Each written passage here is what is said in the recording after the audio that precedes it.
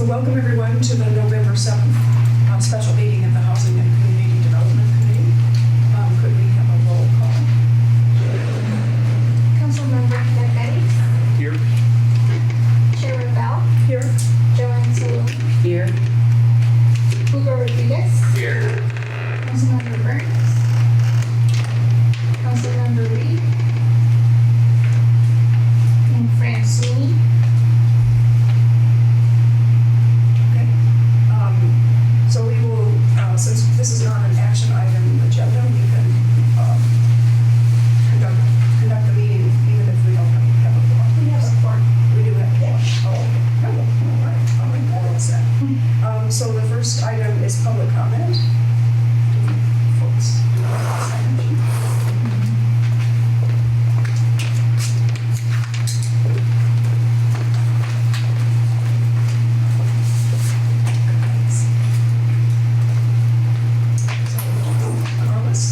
Thank you. Good evening. I have several concerns that I want to present to this committee and with hope that we get some kind of understanding about inspections by the office with the landlords. Number one, why are there double standards for inspections? Tenants can contact the city directly, informing that they have some kind of problem without ever notifying the landlord. In return, the inspectors come out without giving the landlords notice and go into our buildings. That needs to stop. It needs to stop immediately. I'm the one that pays the taxes in this community, not the tenants. Number two, how did the city acquire the right to evict people on Wesley? I don't understand that. When I had to evict tenants, I had to go to the courthouse. We had a court date set, and there was time to explain the differences. How can you evict people and the eviction is from the city of Evanston, not from the state of Illinois? Three, how many registered voters were relocated from the 5th Ward by the buildings being removed on Jackson and Wesley? We claim that we want the 5th Ward to be a stable place for people to live. But it's not stable when you're not sure if you'll ever be able to remain here, that you may be removed at any time. Any program that doesn't include available homes in the land trust that they're now proposing is not one that is reasonable. There's no such a thing as an affordable home in Evanston. I don't know if you've looked at the prices lately, but what I consider an affordable home is something around $150,000 to $250,000. I haven't seen one for sale in my neighborhood yet. Sufficient notice must be given to landlords and reasonable time to make the necessary repairs found by inspectors. Several of my friends have called me after they've made the repairs. No inspector has been back at all to take a look at the repairs to see if they now meet standards. And last, why is it mandatory that we open up our buildings to inspectors when we don't have any tenants? Our buildings are vacant. And I think it's terrible that we have to get up and address all these failures. And the reason why I don't have tenants, the last ones from COVID put me in the poorhouse by not paying rent for about 6 months. Yeah, and I've just decided at this stage in my life, I'll just have to pay taxes without any support. It's more difficult for me to have tenants who can then get me inspections and violations from the city and still have to pay property taxes. As a small landlord, this is unreasonable to me. Thank you. Thank you. William Carter.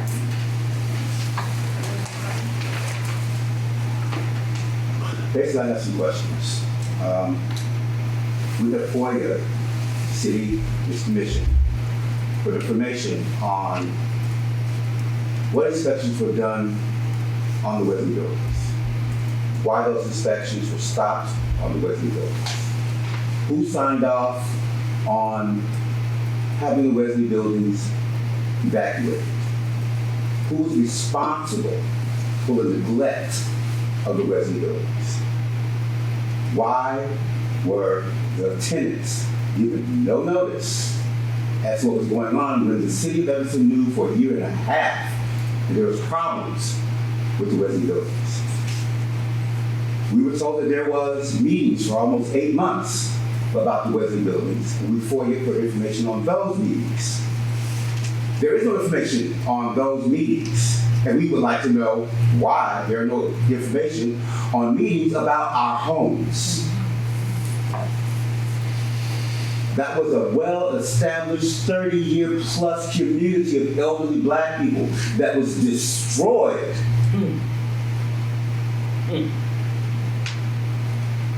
I used the word scattered. Someone said they weren't scattered. Scattered means not together. We are not together, which means we are scattered. We were moved into smaller homes, which means we had to give away, throw away, abandon our property because we have no other places to put it. We were told that didn't happen. I'm going to tell you what happened. The people who moved me cost me over $3,000 in damage. I didn't get to see a penny of that returned or know when I'm going to get it returned. This city did not help us. They destroyed our community. And I'd like to know what you're going to do as a committee to make sure this doesn't happen to anybody else. This is just sad for people to let this happen to a community and sit back with their arms crossed and say, oh well. That's ridiculous. Thank you. I think this evening we'll hear at least some answers to your questions. Patricia Connolly. Good evening. I'd just like to acknowledge Carlos's points. You know, we're big on this Envision 2045 business and affordable housing and all of that, but you know, I think his points raise a real important issue, and that is how do we protect our small landlords so that they can continue to bring some affordability to our community, and how is the city involved in that to really prioritize that? Because that is something we can do here and right now, not something down the line and some plan on a page, you know, that sort of thing. So I would really invite us to consider that. I'm here tonight to remind you all of the Wesley residents and the city's missteps in the handling of their housing situation. In a June 24th article in the Daily Northwestern, the following was stated: the committee acknowledged the need to formally address these issues on the agenda, with Rodriguez emphasizing urgency for the city to take action. The meeting concluded with a commitment to include these matters on the agenda for further discussions. Now, what I'm not seeing here tonight, which to me is very dismissive of these residents, is that there is no mention of Wesley or the Wesley residents on this agenda. And I find that really disheartening. And, you know, as we really push for a public hearing, where these residents could be heard and there could be dialogue and maybe a communal effort to reflect and change things for the future, that's not done. It's like there's a spirit, the city of Evanston, we can't bring that up because, ooh, you know, this might happen or that might happen. That's the feel I get. And that's my personal opinion, but I invite us all to think about that. It is more apparent, based not on a word connected to Wesley on this agenda, that there's a motivation to have this be water under the bridge. And now that everyone is out, the chapter is behind us. It's not. Beyond anything to do with the buildings themselves, people's lives have been disrupted. And there's no clear instruction in writing what the city of Evanston will do to ensure they have safe housing they can afford after next May. Like, think about that for a minute, folks. You know, like, you're a low-income resident, and, you know, you're getting by day to day, and that clock is ticking, and no one's told you anything, and you don't know what the plan's going to be. And maybe tonight you can offer us some insight, but, you know, I don't know. Hearing about how the city handles inspections and violations is not enough. We need to hear what went wrong and what the city is going to do to address it. The city allowed 3 adjacent Wesley low-income buildings to fall through the cracks of its oversight process. We cannot emphasize the underlying reason for the importance of an internal review. One, promoting the well-being of the residents who lived in the 24 units, all of whom have low incomes and are members of a legally protected class. Following through on Evanston's commitment to HUD, one of its most important funders in the CDBG target areas, every 3 years instead of every 5 years, with the understanding that in fact these are areas most in need of city help for preservation. Uncovering where the lack of communication occurred between city staff and departments. Accounting for all the expenses related to vacating the Wesley buildings so the public can understand how this compares to what it would have cost to have maintained the 3-year inspection cycle and actively overseen landlord maintenance and rehab. And promoting transparency in view of the public and tenants. And finally, ensuring that this will never happen again to anyone, anywhere. This is what we're interested in hearing about tonight. We expect this commission to ask specific questions to get to the bottom of this. It is the only way forward in order to ensure there are no other residents harmed and faced with what the uncertain future of former Wesley residents are in dealing with this. Thank you. So the plan for this evening is Sarah Flax is going to review the Wesley apartment history, just to acknowledge, the issues that we've been mentioning here tonight.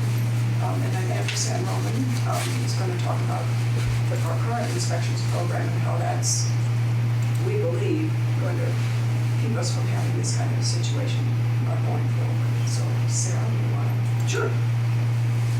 Thank you, Chair Ravel. I'm going to walk through much of this, well, really all this information that I'm going to give people is on the website still. And it's been there. It was established when we started working to try to resolve this situation, and it remains there. So the 3 Wesley buildings were acquired sometime in the 1980s by the Adamson Housing Coalition, a nonprofit housing developer and housing provider. So it will develop affordable housing and handle rental. These 3 buildings each have 8 units in it, so it's 24 total units, 28 total units.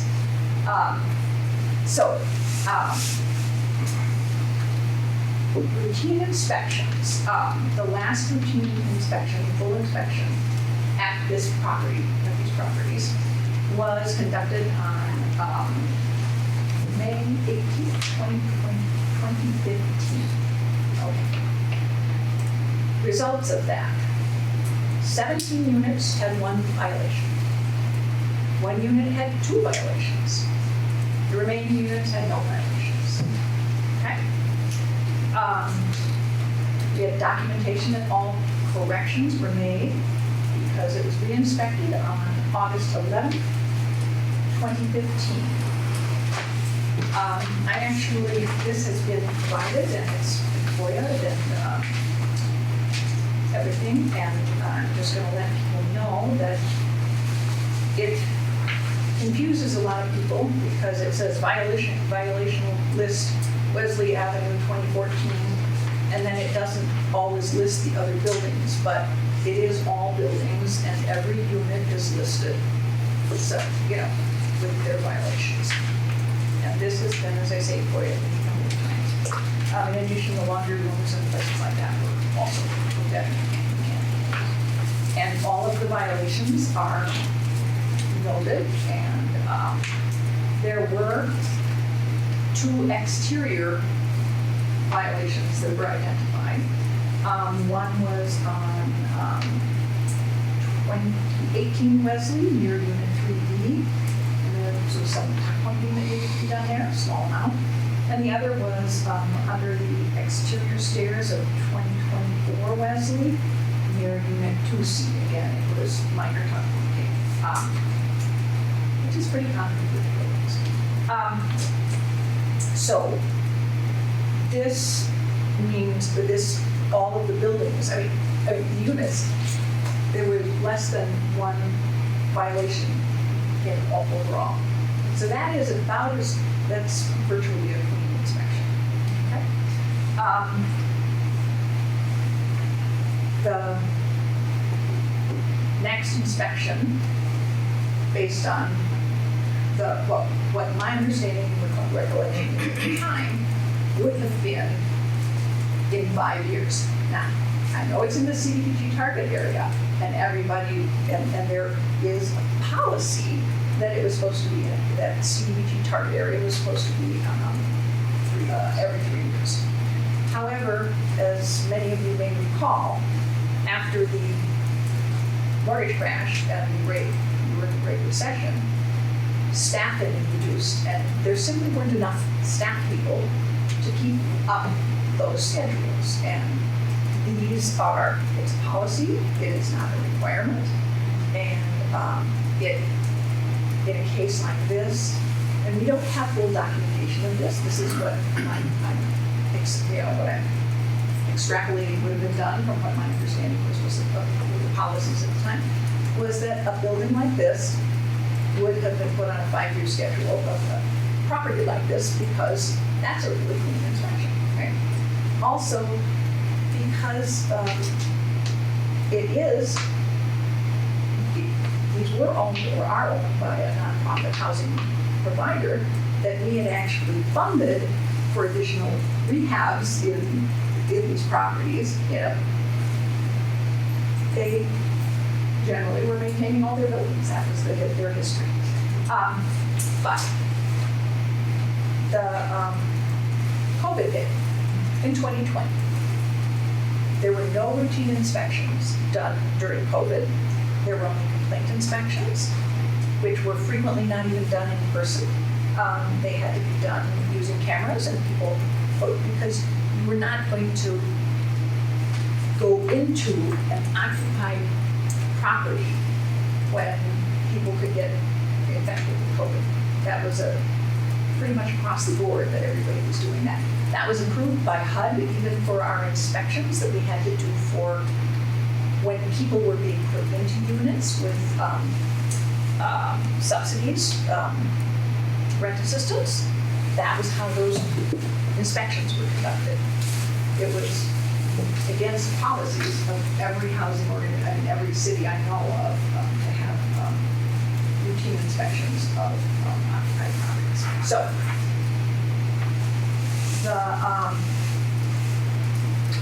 in late summer of 2022, Evanston Housing Coalition contacted the city. They contacted us because they had concerns specifically with the condition of the stairs and the platforms, and they did not have the capacity to continue to manage the buildings. It was George Gauthier who got in touch with the city. George had a health issue and simply could not continue managing the building. Notified the city. That's great. They then contacted with HODC, another affordable housing developer and housing provider, and contracted with them for management of the resident properties, and also to look into the condition of the stairs and all of really what needed to be done. So, that was 2022? yeah, late summer of 2022. I don't know exactly when they issued their contract with, but I believe it was in September.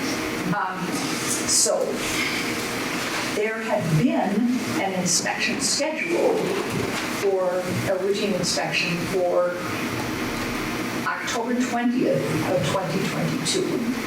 And that was canceled. And there's been a question of who canceled it.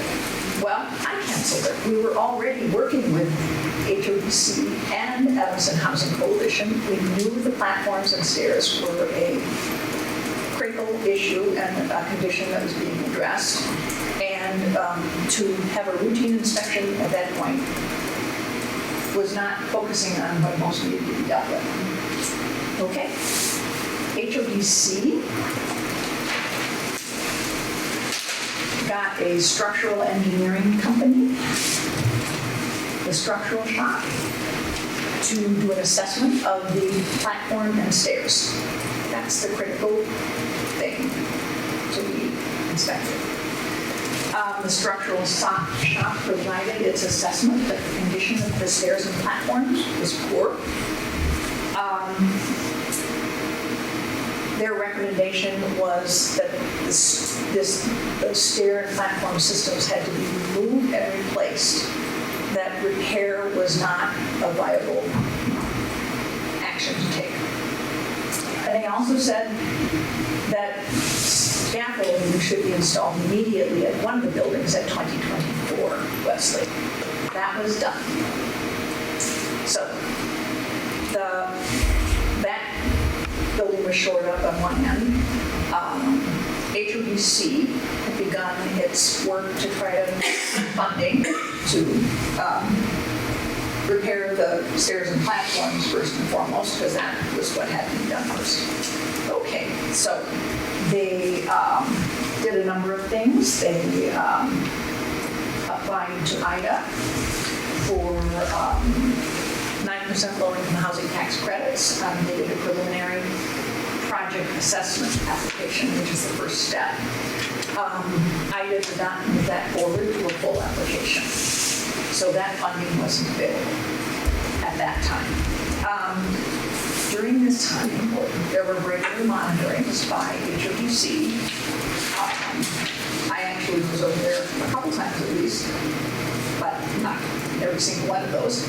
But they continued to monitor the condition.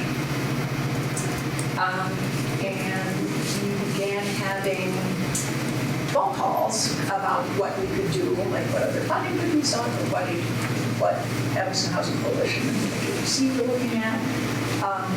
Late in 2022, I don't remember exactly what date. So there was regular, and this is what Mr. Carter was talking about, there was discussions about what could be done. It was in February that the city, with the HOC's agreement and HODC, decided that the condition of the building was deteriorating, which was bad, and we had to begin to engage the residents and tell them. This was what, 23? Okay. No, Oh, 24. I'm sorry, 2024 is not, it's 2024. Okay. I'm sorry, because we've been going on all this ongoing effort to try to raise funds and stuff. Okay. Also, roughly January, Andrew was involved in the inspections of, and that. Okay. I even got my dates here, and I'm not even saying them right. So, the first meeting with the tenants was scheduled, and they were all noticed, and we had transportation to get them to the Fleetwood Game Center, whatever the meeting was, and all that. It was on February 13th. We talked about the conditions of the buildings, and that we believed they were going to need to be relocated so that repair or whatever could be done as necessary. But that there was going to be a point where we did not think they were going to be able to continue to stay in those buildings. First, safety issues, because and there were additional meetings with the tenants. One was on March 20th and one was on April 9th. Then I'm going to let Andrew come in here, because Andrew and I were on an inspection with Chris Hershey on May 8th. We found something that was rather distressing. So we continue to monitor the buildings, like Sarah has been saying, throughout the beginning of 2024, and from the time that we met with the tenants on February 13th. Our department continued to monitor the condition of the buildings, knowing that the condition was already in bad shape according to the structural shop's structural report that they had given back in 2022. We continued to monitor to see if there were changes in the condition of the building.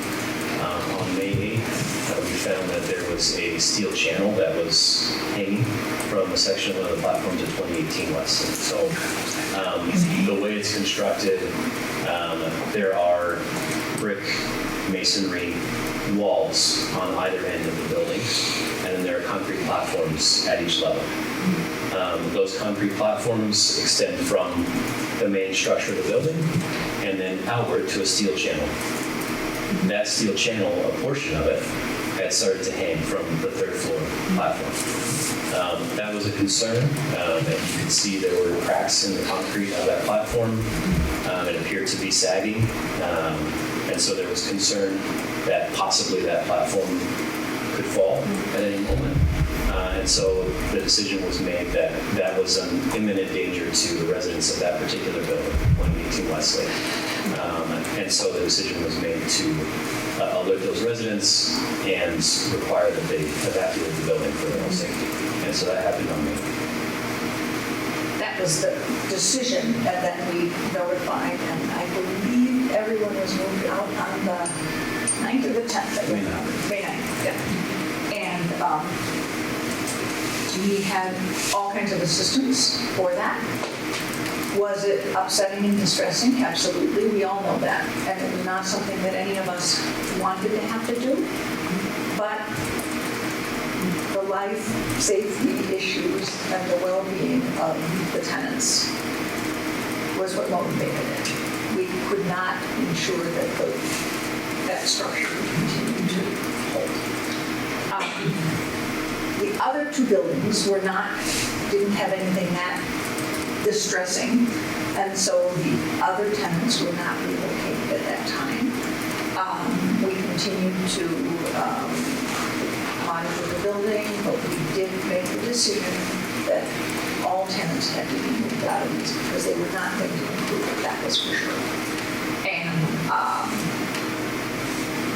the resources that were used to relocate tenants, to evacuate and relocate them,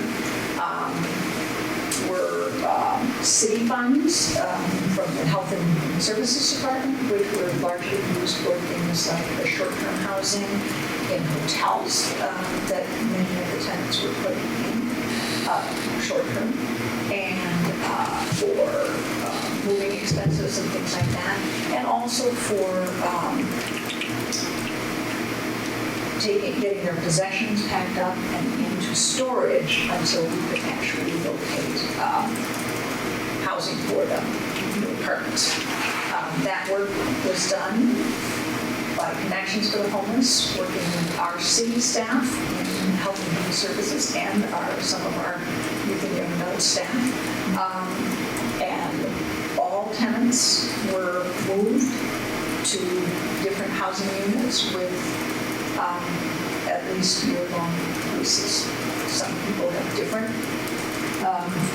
arrangements. Mr. Carter has a back voucher, so his support, his regular rent support is not from the city at this point, but assistance moving and locating housing was handled by the city of Connections. So all the tenants have been relocated. They were not evicted, they were evacuated for safety and well-being. And what about the question about what happens, how long are they guaranteed support from the city in the current housing? In the current housing, the tenants that are getting rental assistance through the city get their first year, obviously they're all in, and then at their renewal, they will be assessed to see whether they get a second year of assistance, because their assistance, everyone was assisted regardless of their income level. The second year, they have to be income eligible.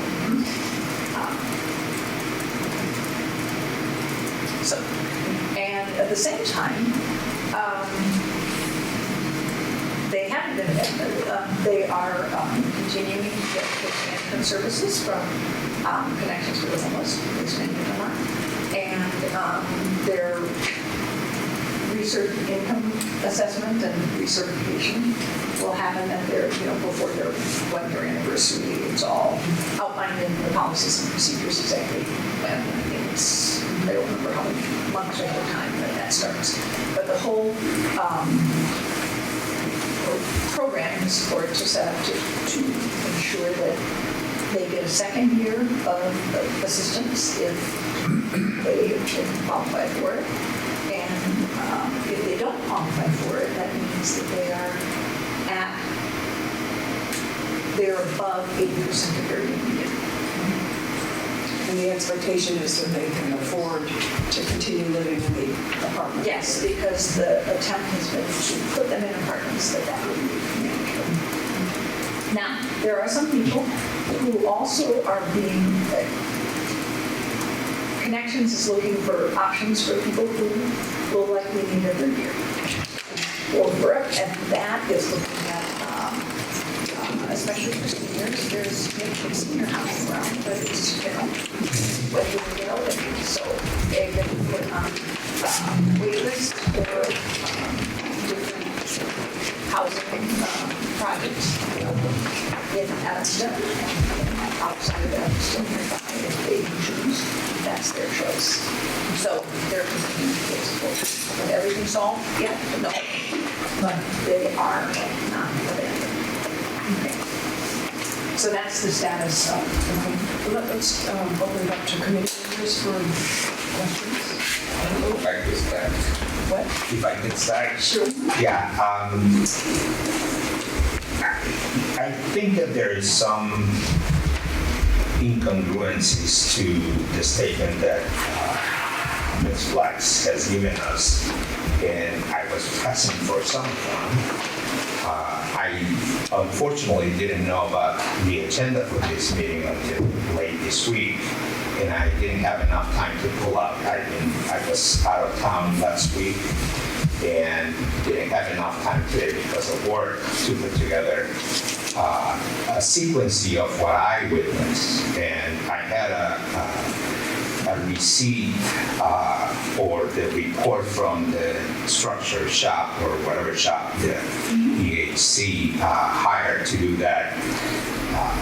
I call it pseudo-structural analysis of those buildings because it didn't really get into much other than a quick visit to the buildings for them to assess that the structures were unsafe.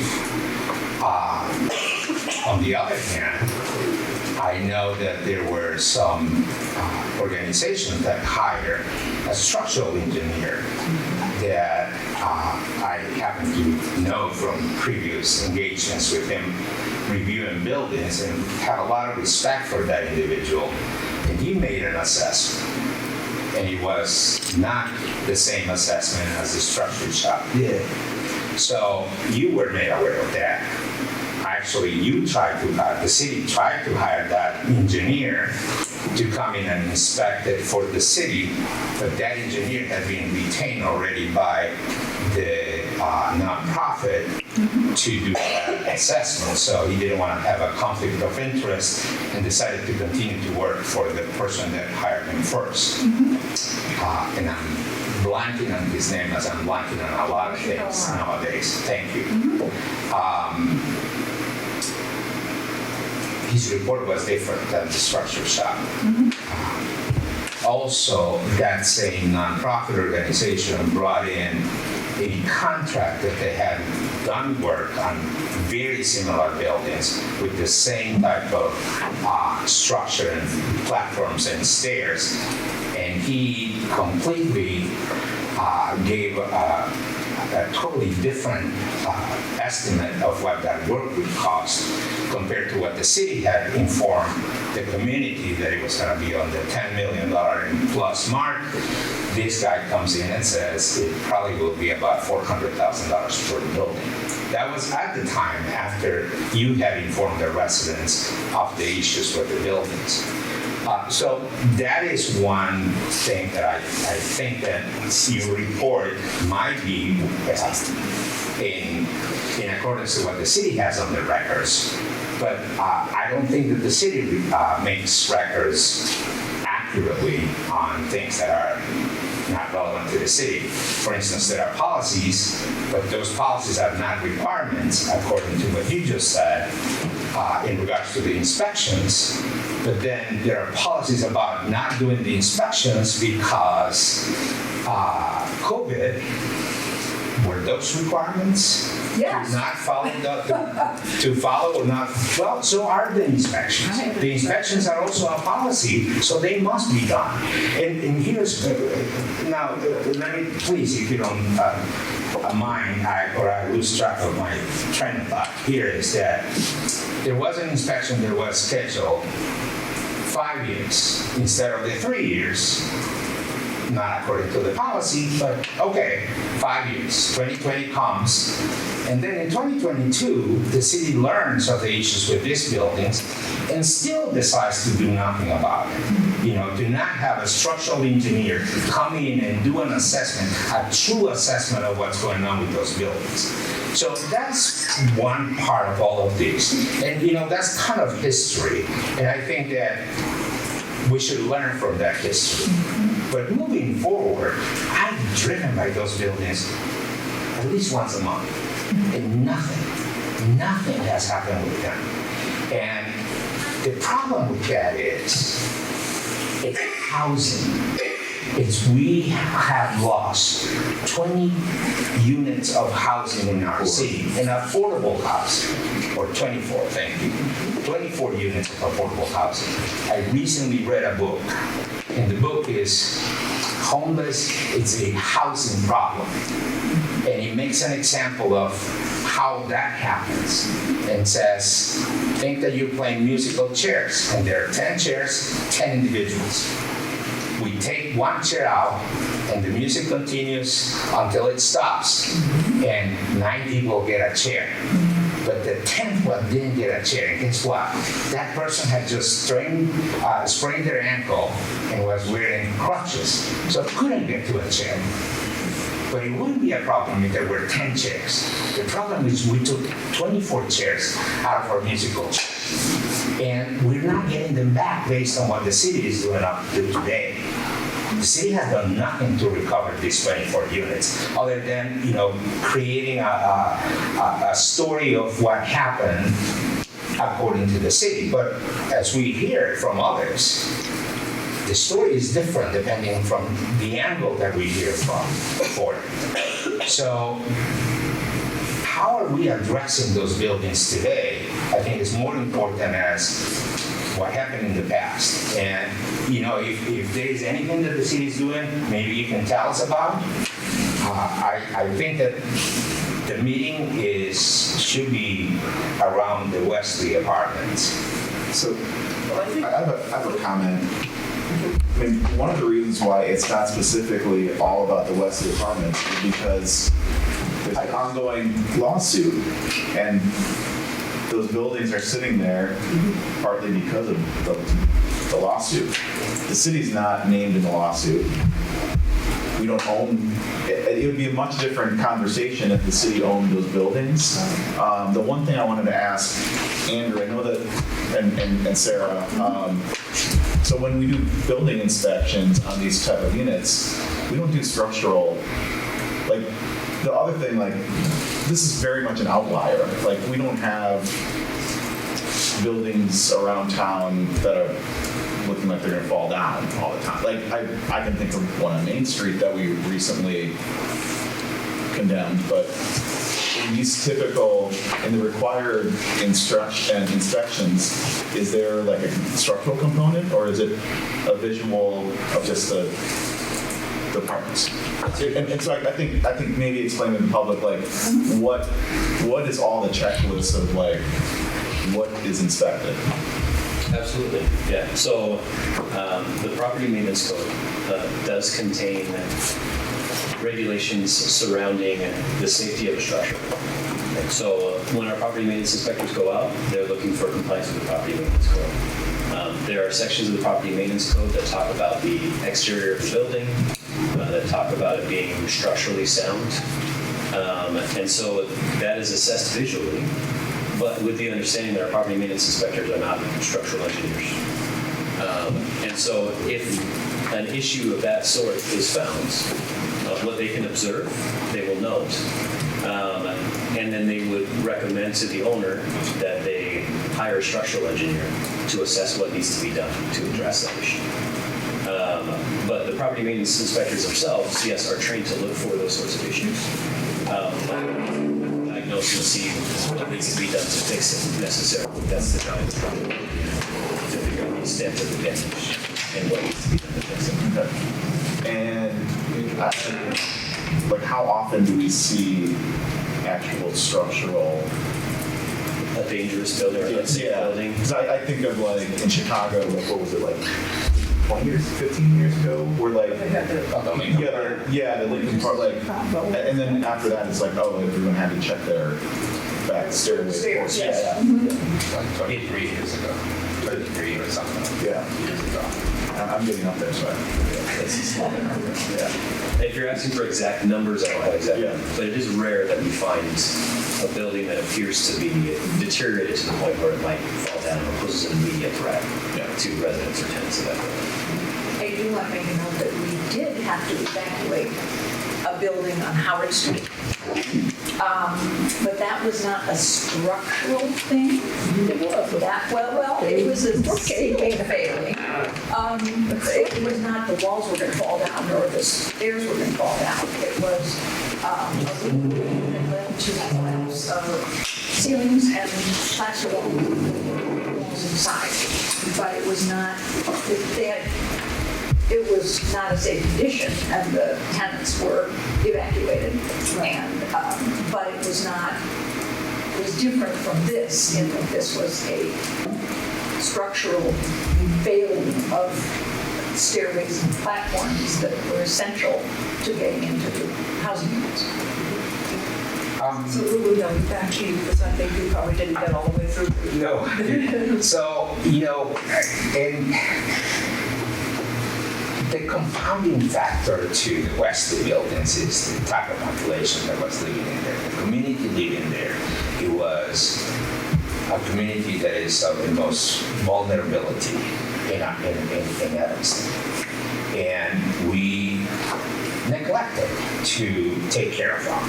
So I think that it's privy to this committee to say, how do we make sure that that doesn't happen again? What kind of safeguards, what kind of checks and balances are we going to create so there is no to the discretion of anybody, given whatever circumstances, that we stop doing the inspections to properties like that, properties that are subsidized with money that, if it's not the city giving out the money, the city is chartered with the care of how we distribute that money. That's what this committee does all day long. So I think that it is our responsibility as a committee, and this might be my last meeting, so I'm going to say it, that it is our responsibility that we oversee that. And this committee has very little really input on anything. We just say yes, but we really don't even know what we're talking about in most cases. I think that we should get deeper knowledge of what we are agreeing to.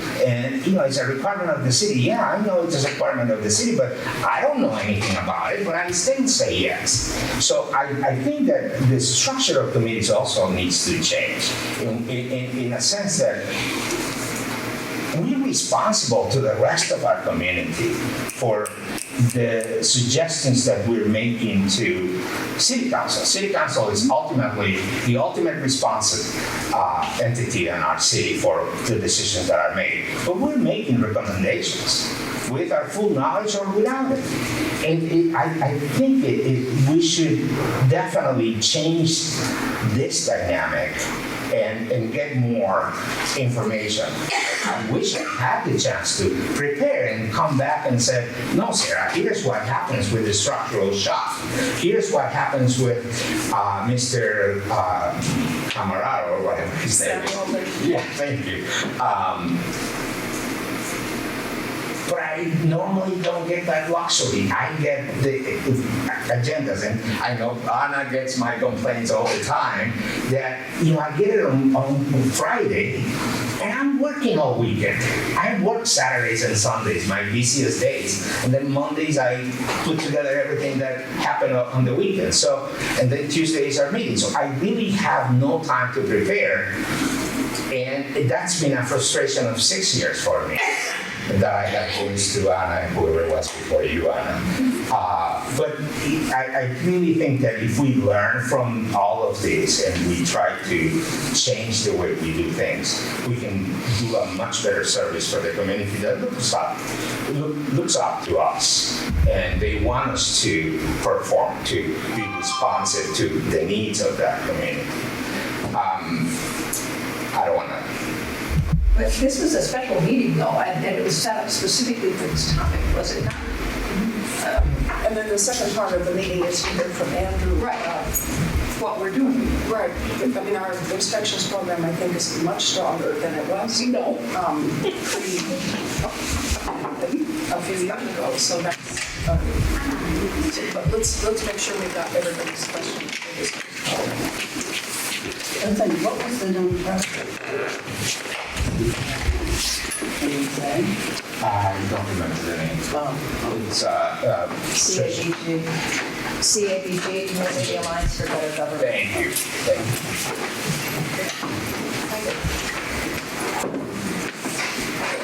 Thank you. Well, I just wondered, so what is the situation with the lawsuit? Just not having it in court. You don't know if there's any hearings set on or anything.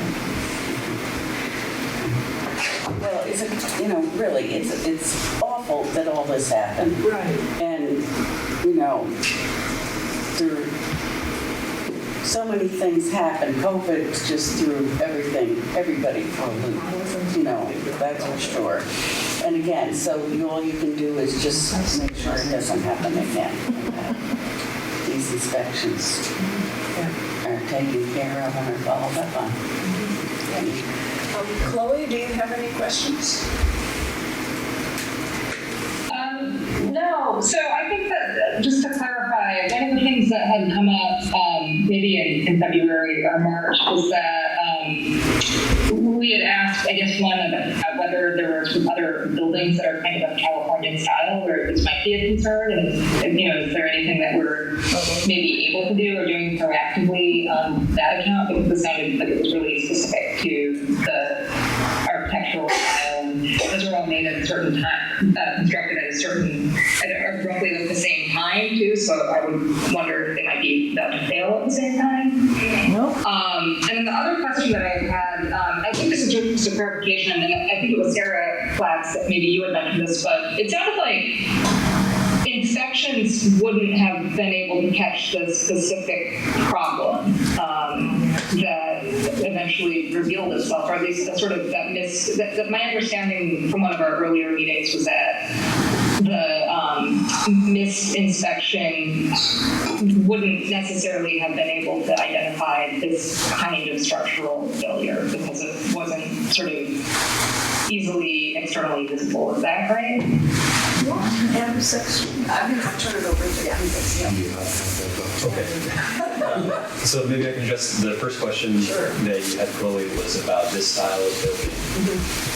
Some refer to it as a California style building. It has the exterior walkways and stairways. I think one thing that's important to note is that they are not inherently dangerous. When they were built, and if they're continually maintained, they can be a safe place to live. So that's one important thing to know. I don't want anybody who's living in those types of buildings to live in fear, thinking that their building is automatically going to be dangerous because it's built that way. But continual maintenance is required on those, and so as on any building.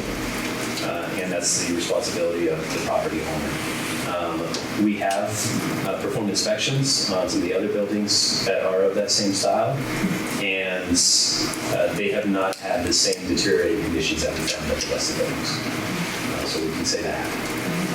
When it comes to whether inspections would catch the type of problems that were found at Wesley, I can't speak to the way inspections were done in the past. I can speak to the way we're performing inspections now. And we are utilizing an inspection checklist. The property maintenance inspectors are. Some of the things on that checklist I have right here, and these are items that are in the property maintenance code, but they're just outlined in this checklist to make sure they take a look at it. One of them is exterior surfaces, including but not limited to siding doors, doors and window frames, porches, balconies, decks, and fences shall be maintained in good condition. So looking for the condition of exterior elements like that. Stairs and walking surfaces shall be maintained in good repair and sound condition.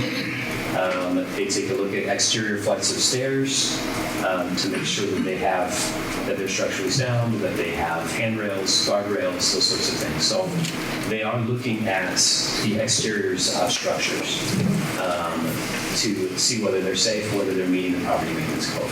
Again, like we talked about earlier, they're not structural engineers. They are qualified. We require that our property maintenance inspectors be certified as property maintenance inspectors with the ICC. Our entire department, our entire division, I should say, constantly receives continuing education and training. I require that they get at least an hour a month of training on their job-related duties, in addition to the continuing education they have to do to maintain their certification as well. So they are well qualified to do what they do. They're not structural engineers. So if they come across issues like what was found at Wesley or at other buildings, something that might seem to be a structural issue, then they write that up. But they recommend that the owner contact a structural engineer to assess what needs to be done to fix that issue. Yeah. I don't know if that answers your question. No, thank you. Thank you so much. Sorry, I'm coming to the tail end of this, but that was actually one of my questions. I talked to Director Flax prior to this meeting, and the only thing out of all the information I've gotten from staff, the only thing that was hard to account for is, what qualifications or what are inspectors looking for when they arrive on site, right? From our perspective, it's similar to the community's perspective. We're seeing the report. We're not going out on site. We're not citing violations. We're not following up with them as council members or committee members. So all I can go by is in 2015, there was a report done on the building. There were several violations noted. In the same summer in 2015, the violations were not only cited, they were corrected, right? So that's all I can go by.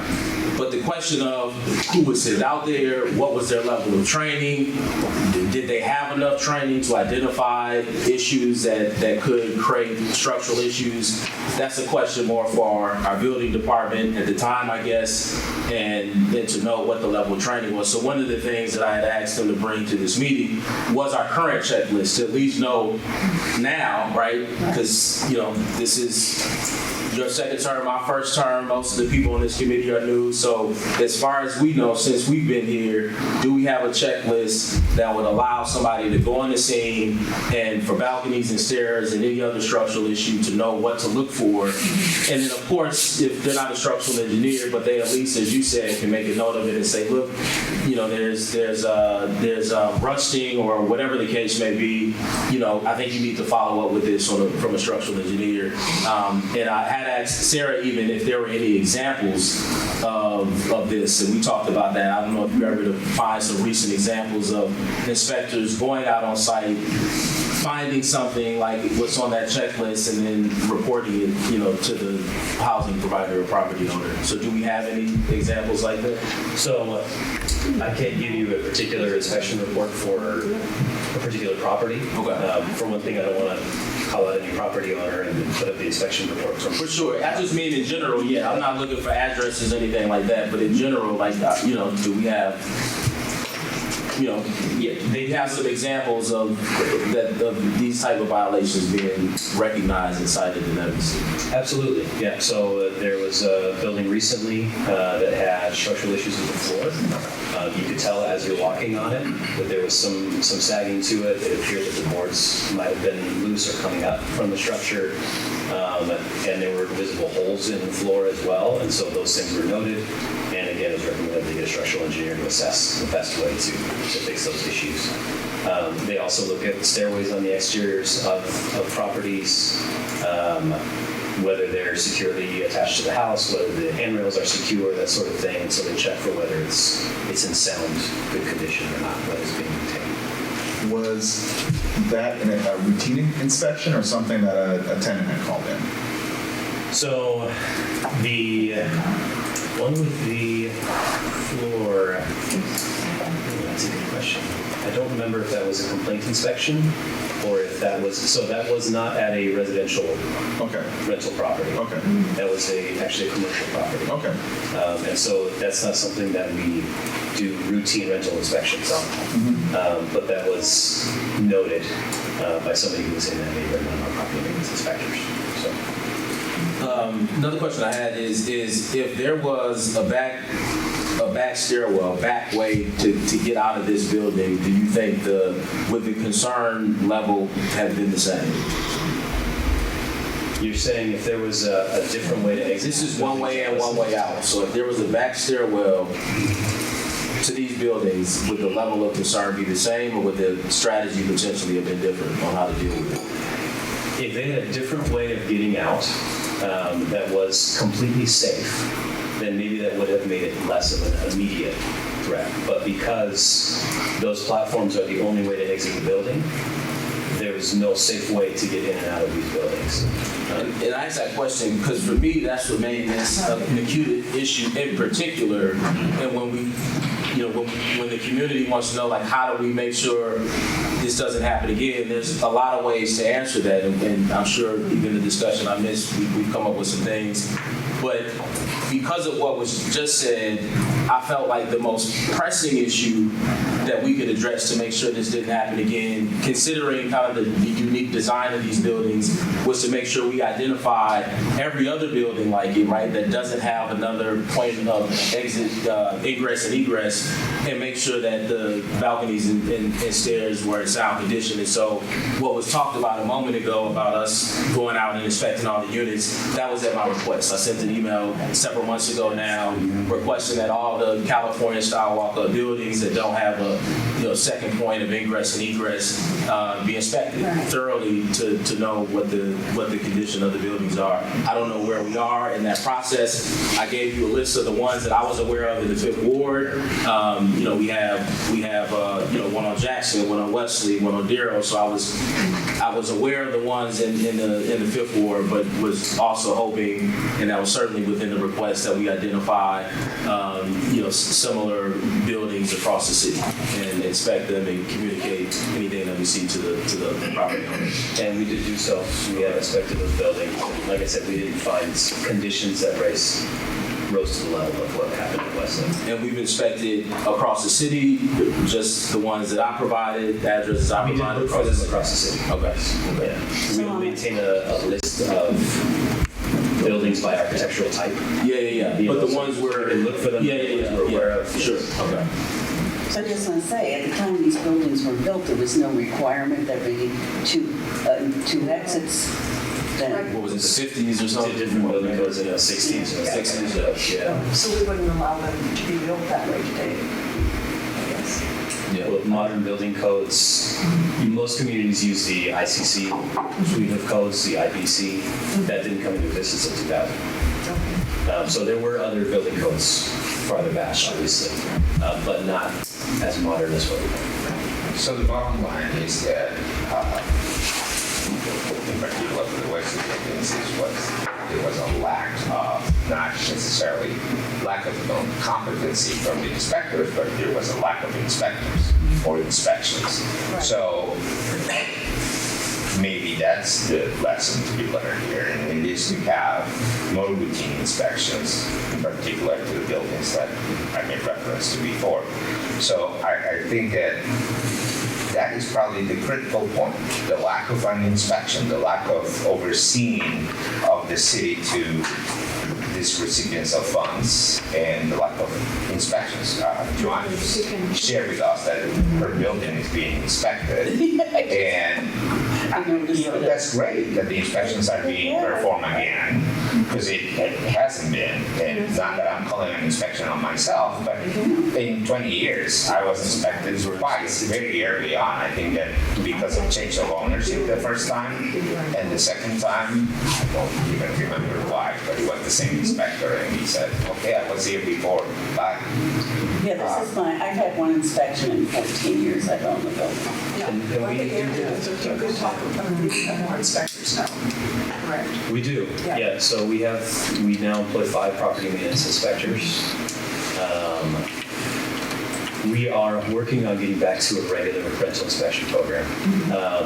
I think to your points, Ugo, that is important. That is one thing that can be learned, right, is we need to have a regular rental inspection program. It is also important to note, and it sounds like you both are property owners, maintenance falls on property owners to perform that maintenance. So the city's role is to enforce the property maintenance code, right? And doing regular rental inspections helps with that. But that doesn't, whether there's an inspection or not, does not relieve a property owner from needing to maintain their property in safe condition. So that's an important thing to note as well. We are, looks like Chloe has her hand up.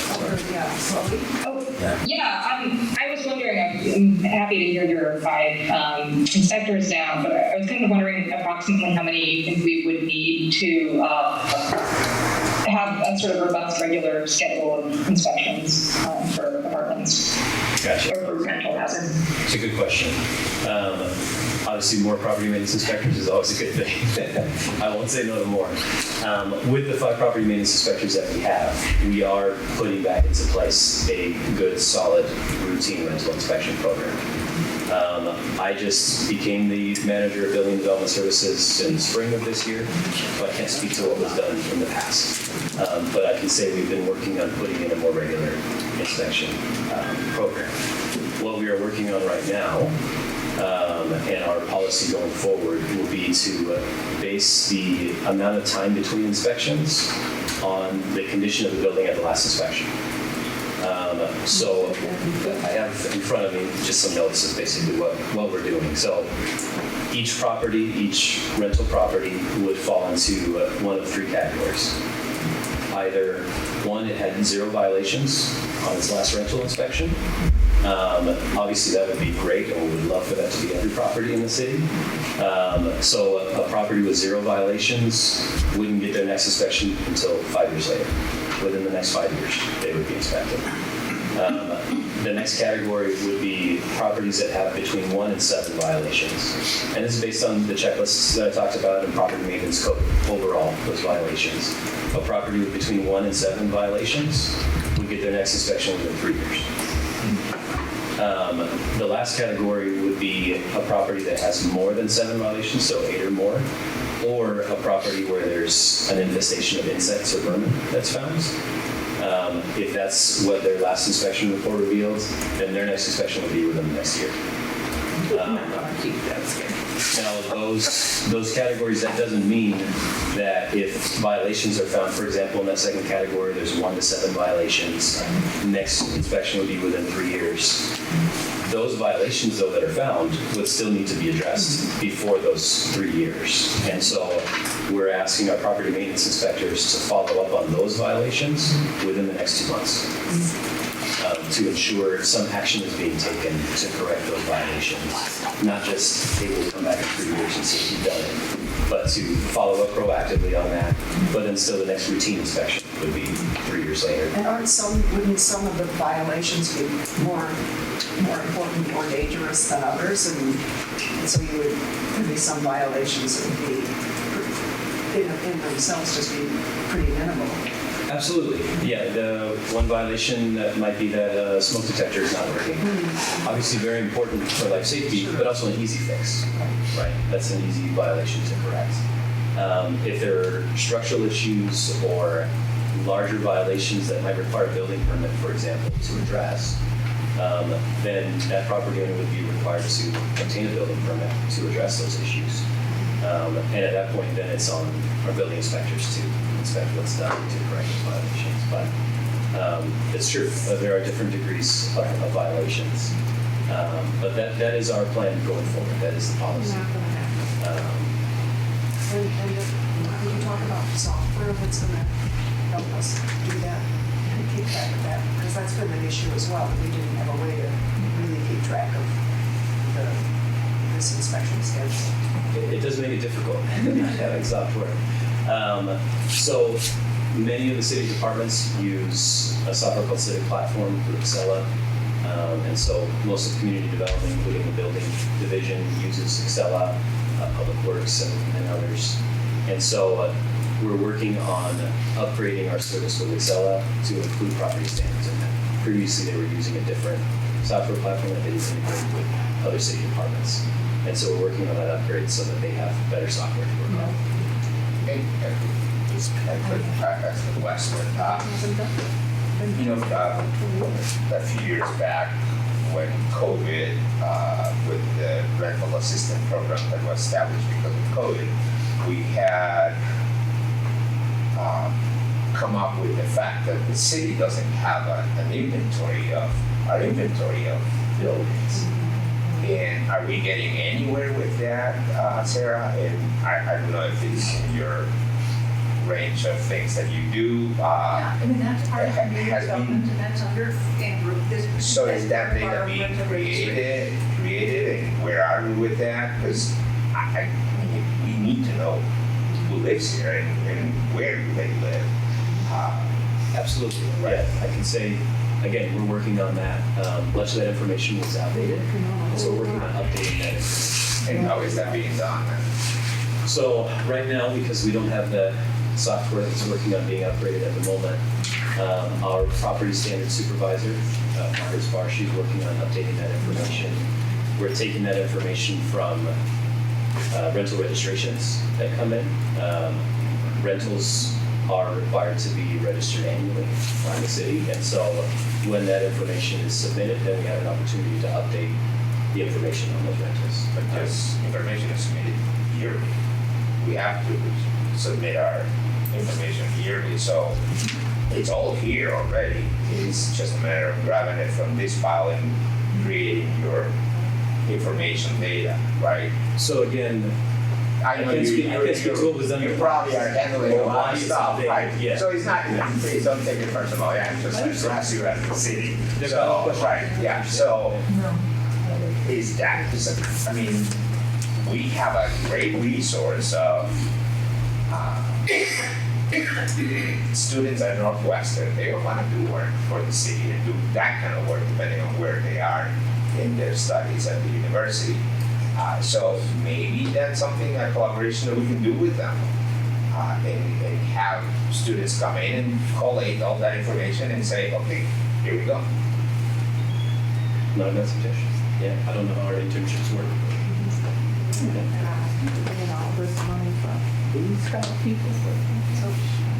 Andrew, do you have any other updates for us, or should we see what this? Were there any questions on that? I know, Ugo, you mentioned that they haven't fallen down, that you've gone by the buildings. There, so there. And so like, I think one of the things, like, I a long time ago as an engineer, but like repetitive breakage, like I think, like when you have a structural problem and you have people walking on it all, I mean. Oh, they're sealed, they're closed. Yeah, so I mean, the fact that they haven't fall down, and you know, you can't accurately predict all these things too. So like, it was very much, you know, a judgment call on safety. So like, you know, I don't want people saying, well, they haven't fallen down, they're still fine. It's like, you know, yeah, I think that's. I can tell you that our emergency responders, including our people from our fire department, help some of the residents out of the buildings, just to help them just board it up. We're not at all comfortable on those stairs and platforms, and one of the things that was careful to not have multiple people on them at the same time. When they were helping evacuate the tenants and helping them out. Because, you know, you could get additional weight, or who knows, I mean,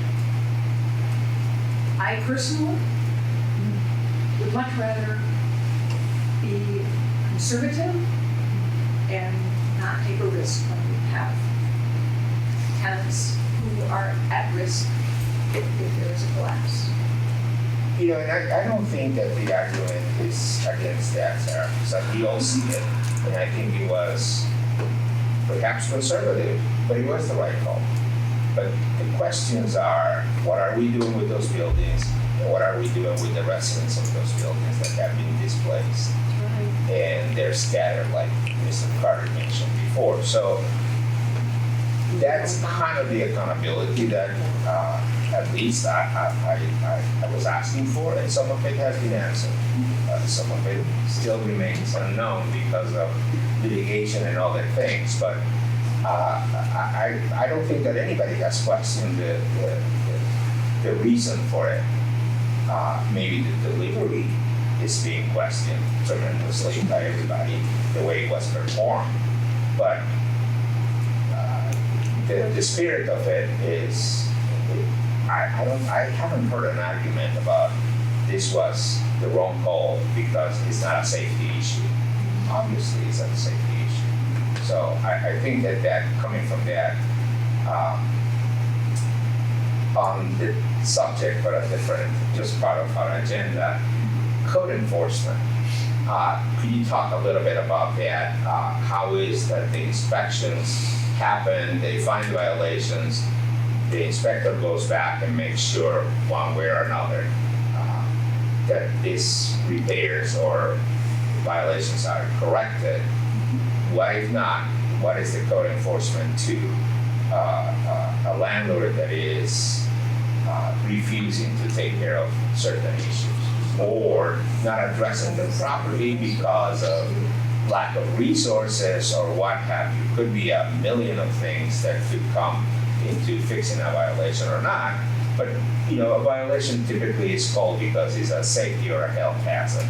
So those two things I think are probably first priority for your inspectors. Absolutely. As they should be, right? Yeah, so if they find violations at a property, they write up an inspection report, and that inspection report is sent to the owner. And then it is their responsibility to correct those violations. The property maintenance inspector, it's their responsibility to return, perform a re-inspection to make sure that those items were correct. If they're not, the code does outline that a property owner can be fined for refusing to correct those violations. Continued refusal could lead to adjudication, where then you would get an adjudication officer or judge involved who would compel the property owner to take action to correct those violations and enforce those fines possibly. And is that list of fines or level of fines something that landlords can find easily on the website if they wanted to? Yeah, It's in the property maintenance code. okay, great. So that's Title 5, Chapter 2. Just look at it real quick. Most of us Title 5, Chapter 1. are not too versed on looking for Title 5, Chapter. Well, just letting you know where it's right, I know.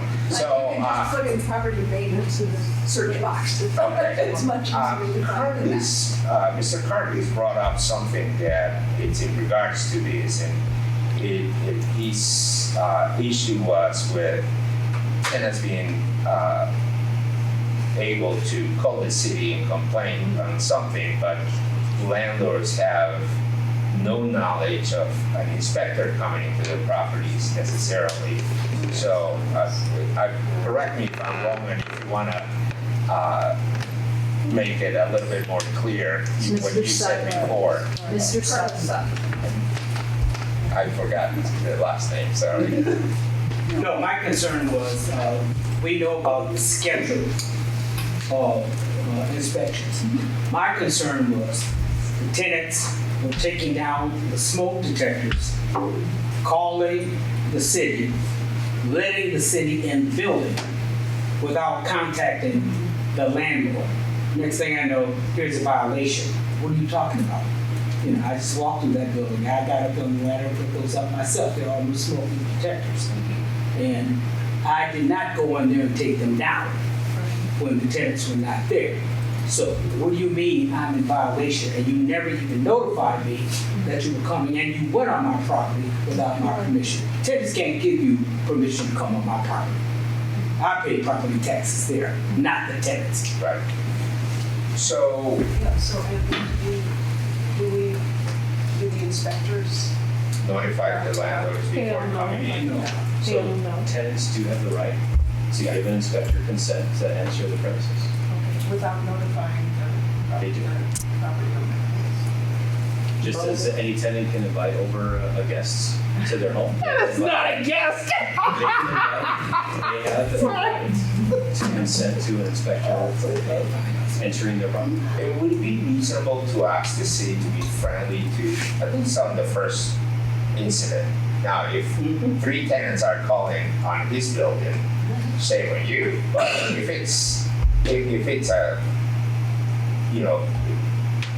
out of the blue incident, I think that the city could be friendly to landlords and say, hey, we're going into your building, there's a complaint about something in unit 2B or whatever. And would that be too difficult to do? I think it's reasonable. I can talk with our property maintenance supervisor and see what their current process is when they receive a complaint inspection. I know what their current process is. But yes, a tenant does have the right to allow an inspector into the premises. Yeah, it's their apartment. Yeah. Absolutely. But also, I think tenants are concerned about making complaints for fear that they won't at least Sometimes, protect. yeah. So it's a real It is a balancing act. There is a balancing act. I could see that. Yeah. I think it would be helpful to know what the practice is too, because I think to Mr. Sutton's point, there's times where I'm sure the landlord wasn't notified. I've been alerted to those times. I've also heard it on the other end when tenants say, I didn't know, I wasn't notified. And so it'd be interesting to just see what the practice is. I think your response seemed like more of a legal response about rights. And I know you're gonna follow up with the team, but I'd love to know what's been the practice, over the last few years or 5 years, whatever it may be. And when it comes to routine inspections, we are notifying the owner beforehand. Right. The owner has to abide by the landlord-tenant ordinance, right? They have to give notice to tenants anytime they're going to enter their premises. And so those laws and ordinances need to be followed, absolutely. When it comes to a complaint inspection, a tenant does have a right to contact the city and ask if the city come on to check out something. Yeah. And also one of the things when routine inspections are scheduled, send out a letter and this is when it's scheduled, but there are also back and forth if there is some date that doesn't work for the landlord or the tenant or something. But there have been a number of times when those dates are modified. The initial date is not communicated, it's modified within a relatively short, just to keep from disturbing or making an inconvenience for either the landlord or the tenant. Does it always work out perfectly, especially in larger buildings where you kind of try to get through the building and, but there are also situations in some buildings, there are buildings where the tenant can deny and reflect. Another thing, do you know how much our rental registration, what we collect from rental registration, how much of that,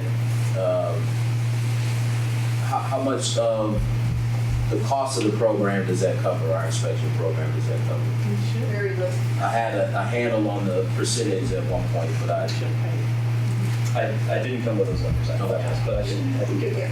Okay, yeah, that'd be helpful, because I know that's one of the things. So if anybody that's also interested in this, I would also encourage you to look back at some of the planning development subcommittee meetings that we had. Councilmember Rebel will recall that we've had this same discussion very early on in this term about all these issues, which is why, now that Andrew is in this role, I think there was somebody else in the role when we started the discussion. Angel was in, and then we brought somebody back, right, that did bring somebody back here. Was in Louisiana, we brought him back to fill in. Functioning mostly on the building inspections part. Yeah, okay. And then Andrew came in. Really what I'm trying to say is that just to give folks a sense of timeline, this whole discussion we've had tonight, we've had before, early in the term. We knew and one of the... And then, we really were talking about not nearly enough inspectors. I mean, And that's where I was going to go to next. Like literally the consensus, and this is all public record, literally the consensus out of that meeting was, because you'll see there's a break in it. We met quite a bit and then we stopped meeting. I was not the chair. I would have loved if we continued meeting, but we stopped meeting. And if you look at like either the last meeting or the one before, the consensus among the group was we need to do more routine inspections, period. Now that was at a time where again, I just walked you through all those different changes in leadership. And so, but the reason why Andrew, since he's been able to hit the ground running is because we already had these conversations. We were already heading in this direction. We already provided staff direction that we wanted more routine inspections. And part of the work that I was doing during that time as well was looking into how we funded as well. And that's why I asked the question about how much of the rental registration funds that we collect actually goes to the program. Because in any other setting, right, I'm regulated through my business through the state.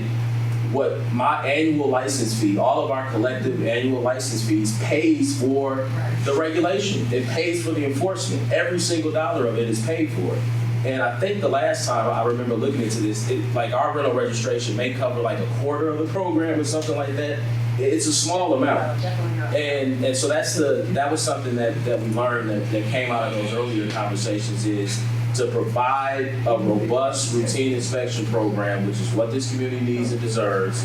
We need to make sure that it's funded at 100%. And every other model that we see for licensing or registration or whatever you want to call it, it's paid for by the people that are in the business, that are providing the service. And we don't do that here. So I think we struggle to find the appropriate amount of funding for it. And to give you an idea, I don't know what you said, but in our code, the fee for registering a single-family building is $20.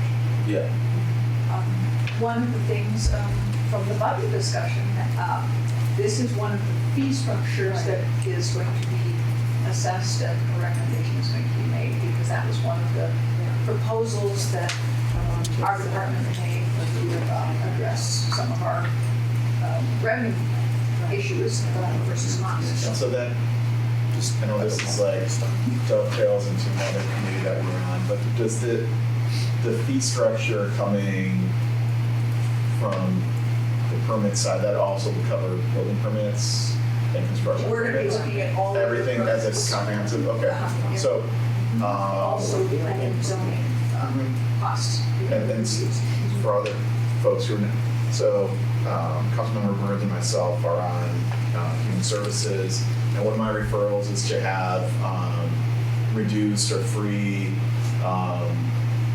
building permits for seniors. There's a program in Chicago that waives fees for seniors doing work on their own homes. So we discussed it. We're all pretty much in favor, except how we.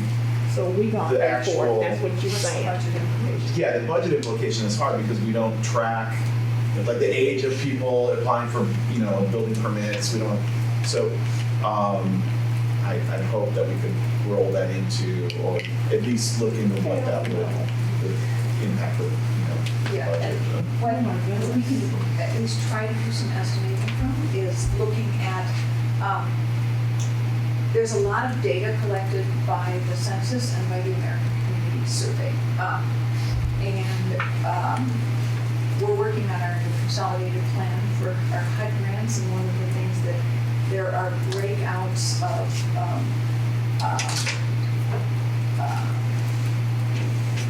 housing cost burden people, and it's broken out by rental and also ownership, and but at different income levels, like 30% to MI, 50%, that sort of stuff. So we can look at that to try to assess, because Chicago's has a income qualification. Yeah. And so we're going to look at those numbers. Remember, it's American Community Survey is most of those numbers. And that is a small scale sampling and then projections, statistical projections, but it's gotta be better than nothing, at least we have something. to Yeah, start because I also know, like, because we don't have data, I get the feeling that there's people who aren't making like these, building projects because of cost and also Right, like right.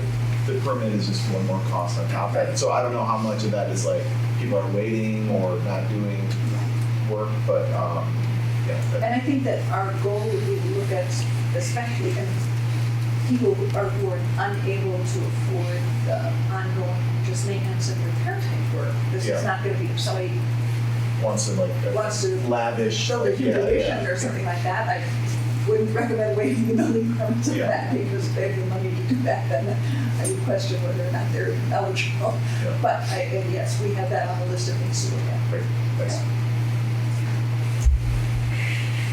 I do have, I guess you know that I have something to say about it too. The issue with that, the fee structure paying for the actual service from the city, it's pretty scary.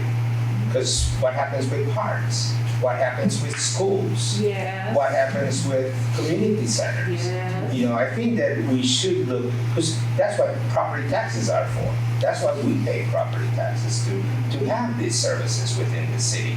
So to ask a segment of the city to carry a service, I think that we're going on a slippery slope if we continue that. The other point that I think that maybe perhaps is a little bit more realistic is to look at the expenses of the city. And there has been some crazy spending from the city of Evanston lately. The moving of this office, the offices in this building to a downtown area. The purchasing of the Little Beans that now is a community center. I live in that ward. Maybe it's ignorance, but I really don't see the use of that as we have. Oh, this is a fun fact. So in our budget for next year, Little Beans will make $600,000. Big deal.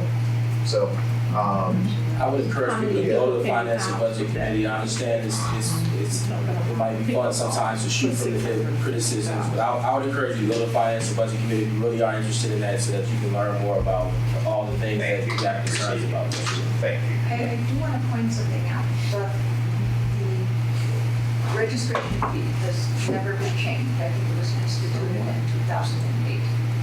And there has to be some acknowledgement that inflation and just costs have changed. The other thing is it's 20 for a single, it's $20 for a single unit, and then it goes up in small groups, 2 to 4 dwelling units is $30, it goes up to 50 for 5 to 12, but 101 or more dwelling units, the maximum that they pay is $500. So it's not like we're going to, when this was enacted, we didn't have significant high rises for housing. And so I honestly think it's reasonable to change that schedule to reflect the larger buildings paying their fair share, if you will. I mean, I think that's an imbalance that just doesn't make sense. Because the question is, like, within the conversation of should, somebody, because everything you described is a public service, right? So I mentioned this during our last budget discussion. I think if you were to ask most people in Evanston, they would say, public schools, police, fire, we're okay with kind of property taxes or funds that we all pay into being used for that.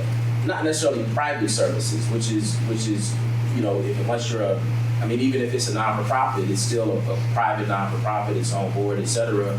It's a private function. And so I don't think if we were to poll the community, they would say, we want to subsidize private businesses especially with that level of subsidy. Again, I can't remember the percentage, but I think it's like a quarter.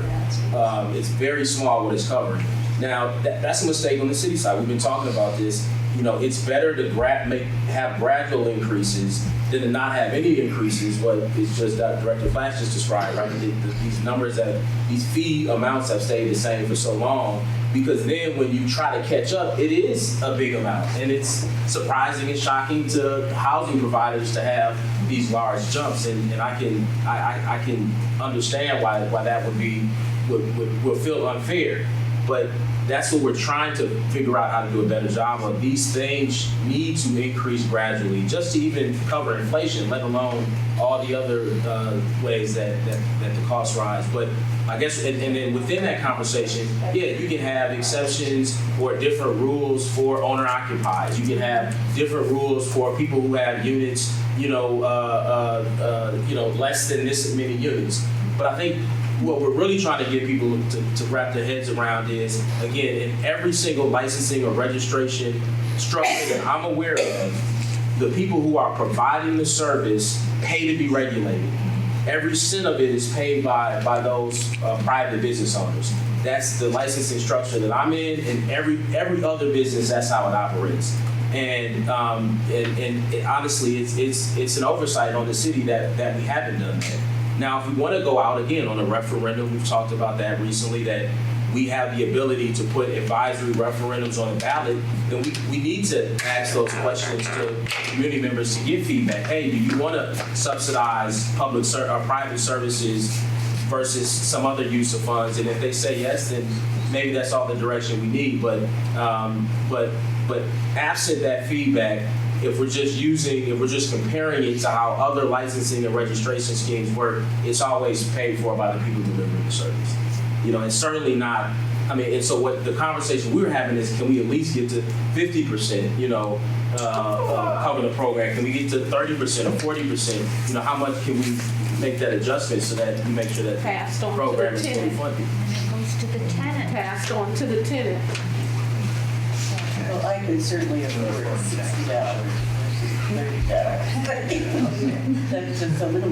But our proverbial problem in Edmonton is 42% or something of our land is tax exempt. We just have, and so the rest falls on us property owners, And yet, I have a little house at Calumet City worth no more than $100,000, and I have a 2-flat here. I'm not gonna say how much I think it's worth. Those taxes on that house are now $100 or so higher than my 2-flat here. And I talked to Fritz Katie in their mind, and I go, what happened? I nearly died when I started my second-hand tax bill. Over $7,000 on this little house. The southern parts of they just got hammered. He said the Board of Appeals lowered commercial assessments. Yeah. And so, And since we're talking budget, and that's one of the reasons why I've heard a lot of us have been very hesitant to raise the property tax rate, just because it'd be fine if you said everyone chips in $50, right? But you don't know if 4 years from now, it gets reassessed and you get this full payment. So it's like. I heard the argument if you do fees, that'll people will pass it on to the tenant. People make that argument about property taxes as well. It's like, and so at some point you have to trust that the market is going to control for that a little bit. Like, you can only charge so much before people are like, all right, that's a little too much for what you're providing. But again, if you use that argument, property taxes could potentially do the same thing. Because that goes up on housing providers as well as owner occupied. So, And the schools are the biggest burden. We've got a District 65, $20 million in the hole. Chloe, do you have any additional comments or questions? Not at this moment, thank you. Okay. Well, unless people have more questions. Yeah. I would suggest that we ask Andrew to come back to our committee in, another 3 months or so to give us an update about the inspections program and how it's We'll work with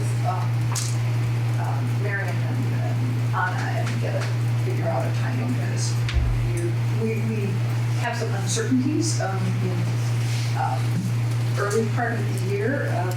We don't have our federal grant amounts yet, and It could take a long time before we leave, so I don't know the timing of coming back with the, but we'll work on that. And, No, so I think what we're hearing from Andrew is very encouraging, that we have a more robust inspections team to do this, and we're going to move forward with getting a better database to keep track of its inspections. Yes. Excuse me, Chairperson, there was something that's also in red that was sent in, we haven't heard that yet, by Renee. Renee Sutherland and. Renee Sutherland, sent to me to I'm be not- read. They wanted their public comments read. So what, I don't remember what the exact questions were. I mean, I think a couple of them did get answered. But her public comment, she wanted her statement read, and we haven't heard that. I mean, everybody on the committee has gotten a copy. Well, this for the public, what was the idea? So it'll be on record. it will be attached in the packet in the minutes, right? Talking about minutes, I have a comment Oh, about sure. the minutes from June 25th. Did I not have us approve? No, you Okay, well, we can do that before we adjourn. Go ahead. Thank you. So my comment is that I noted before that our minutes are not really reflective of everything that is being discussed in our committee. And in the June 25th, it talks about having a special meeting, but it doesn't address that it was to discuss what happened with the residents of the Western buildings, what's going on with that. It doesn't even talk about that it's going to be about inspections, follow-ups, and code enforcement and all of that. So I think that 10 years down the road, if I read these minutes, it has nothing to do with what we talk here, other than, now we have inspectors out in the field. So You can make that motion and edit the minutes. I would support that. thank you. Because basically, what they usually respond is they say it's not verbatim minutes, but what you just said is simple enough to add to the minutes. I think that's a fair amendment in my opinion. This is a balancing act. Yeah, no, I understand. And this is a policy that isn't set by us, it's set by the city for all boards, committees, and commissions. They're basically very limited because we also have recordings. And honestly, one of the things that takes an incredible amount of time is to detail, even if it's short, accurate. And what we do in many cases is they can be, maybe they can be timed, I don't know if you do that to let them. The videos are timestamped. Yeah, I've seen that. Sometimes there's links that are provided. Yeah. But does it say code enforcement on the minutes? It doesn't say you can say code enforcement? It does just call for a And that's what I'm saying is In reality, it was about just cause. So maybe if I can make a suggestion, because I hear what you're saying, and I've seen the videos in the past, is that to make a brief mention that the meeting was recorded and it's available for people to view it on the video. So they're aware that there is more to it, because like I said, if 10 years. Yeah, and what John is doing now is doing this time, telling people where the segment starts in minutes, so that you can then go to the minutes and say, oh, I don't want to sit here through the first hour, so you can speed ahead. Right. And there'll obviously be minutes from this meeting too in more detail, but I honestly don't think it's an issue to just say code, there was a special meeting for code enforcement. I think that's an amendment. Sure. If it's important to you, I think we can make that. Make that amendment, and then we'll vote on that. Okay, so I made the amendment. Second. Councilmember, 1 second. So all in favor of the amendment, please say aye. We have to, Oh, I'm sorry. we have to do Roll call. roll call. That's because another line. All right, good point. Because we can all say, If it's any unanimous. opposed. Yeah, that's fine. It's up to the chair. And then, but a roll call for the minutes themselves as amended. Yeah. Yes. Okay. Hugo Rodriguez, Aye. Chair Rubel, Aye. Councilmember Ferracaris, Aye. Joanne Saloni, Aye. Chloe Thurston, Aye. Councilmember Burns. Aye. Motion passes. Okay, thank you. So we will stand adjourned to our next regular ACDC meeting on November 19th. So thank you all.